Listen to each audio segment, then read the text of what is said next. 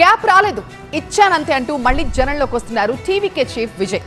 గౌండర్ సామాజిక వర్గమే టార్గెట్ గా ఈ రోడ్ లో భారీ మీటింగ్ పెడుతున్నారు. కరూర్ తొక్కిస్లాట ఘటనతో ఈ రోడ్ మీటింగ్ కి షరతులు వర్తిస్తాయంటున్నారు పోలీసులు.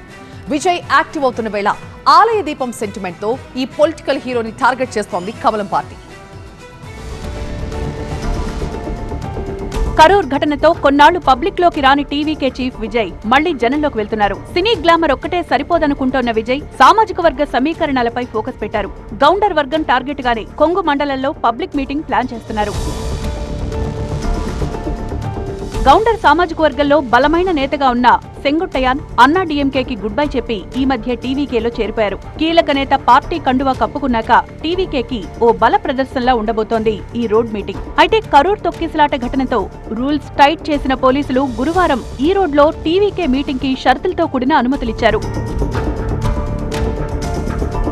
టీవీకే సభతో ఈ రోడ్లో స్థానికంగా ఉన్న విద్యా సంస్థలకు సెలవు ప్రకటించారు. టీవీకే సభతో విద్యా సంస్థలు పరీక్షలు సైతం వాయిదా వేసుకున్నాయి. చిన్నారులు, వృద్ధులు, గర్భిణులకు సభకు అనుమతి లేదని పోలీసులు చెప్పేశారు. సభకొచ్చే వారికి కనీస వసతులు కల్పించేందుకు ప్రత్యేక బృందాలను నియమించాలని, వైద్య శిబిరాలను అందుబాటులో ఉంచాలని టీవీకే నేతలను ఆదేశించారు.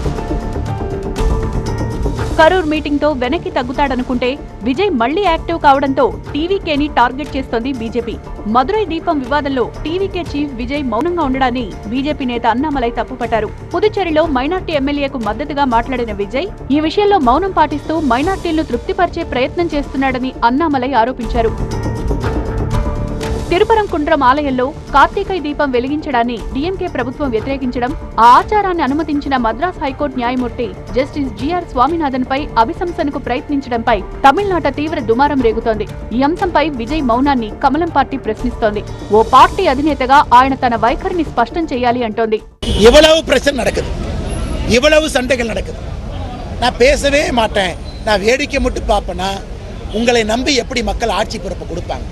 அதனால திரு விஜய் அவர்கள் நியாயப்படி மக்களுடைய உணர்வு இன்னைக்கு எந்த பக்கம் இருக்கு? திருப்பரங்குன்றத்திலே தீபம் ஏற்றப்பட வேண்டும் என்று இருக்கும் பொழுது அவங்களுடைய ஆதரவு எந்த பக்கம் இருக்கணும்? நான் பேசவே மாட்டேன்னா அது எந்த விதமான அரசியல்? తిరుపరంకుండ్రం తీర్పును వ్యతిరేకిస్తోన్న నేతలకు ప్రజాక్షేత్రంలో ఓటమి తప్పదంటోంది బీజేపీ. ఈ విషయంలో ఇప్పటికే డీఎంకేని టార్గెట్ చేసిన కమలం పార్టీ విజయ్ పై కూడా ఒత్తిడి తెచ్చే ప్రయత్నాల్లో ఉంది. దీపతూన్ వద్ద కార్తీకై దీపం వెలిగించే ఆచారం 1926 వరకు కొనసాగింది. తర్వాత వివాదాలతో అది ఆగిపోయింది. ఆ దీపాన్ని వెలిగించడం ఆలయ కర్తవ్యమని డిసెంబర్ 1న జస్టిస్ స్వామినాథన్ తీర్పిచ్చారు. అయితే ఇది ఇప్పటిదాకా సాగుతున్న ఆచారాలకు విరుద్ధమని రాష్ట్ర ప్రభుత్వం వాదించింది. డిసెంబర్ 1న ఇచ్చిన ఉత్తర్వులు అమలు కాకపోవడంతో భక్తులే స్వయంగా దీపం వెలిగించుకోవచ్చని సిఐఎస్ఎఫ్ భద్రత కల్పించాలని డిసెంబర్ 3న కోర్టు ఆదేశించింది. దీంతో పరిస్థితి ఉద్రిక్తంగా మారి ఘర్షణలు చోటు చేసుకున్నాయి.